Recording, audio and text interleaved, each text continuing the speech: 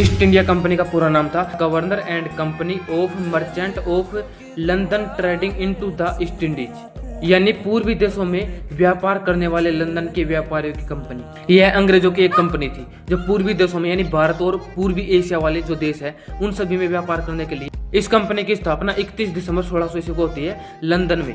वहाँ की महारानी एलिजाबेथ प्रथम इस रॉयल चार्टर जारी करके इसको कंपनी का दर्जा देती है और पूर्वी देशों में भेजती है व्यापार करने के लिए, क्योंकि पूर्वी देशों के मसाले, कपड़े, काली मिर्च, लाल मिर्च, हरी मिर्च ये सभी प्रसिद्ध। इस कंपनी का पहला जहाज भारत में पहुंचता सूरत बंदरगाह पर। इन्होंने मुगल शासक जहांगीर से अनुमति पत्र प्राप्त किया कि हम इंडिया में व्यापार कर सकते हैं, तो जहांगीर ने बिना सोचे समझे उनको व्यापार पत्र दे दिया। यह अंग्रेज अधिकारी थॉमस रो था जिन्होंने मुगल शासक जहांगीर से मुलाकात की थी और अनुमति पत्र प्राप्त किया। सन 1613 में इन्होंने अपनी पहली व्यापारिक कोठी या पहली फैक्ट्री स्थापित की थी सूरत में।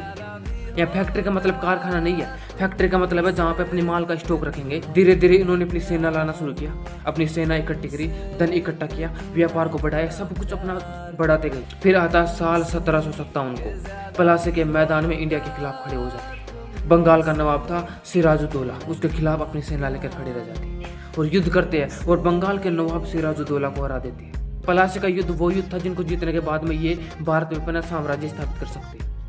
फिर दूसरा महत्वपूर्ण युद्ध होता है बक्सर का युद्ध जो 1764 को होता है। यह युद्ध जीतने के बाद में इन्होंने भारत में अपना साम्राज्य स्थापित कर दिया। और फिर होती है अंग्रेज सरकार की शुरुआत।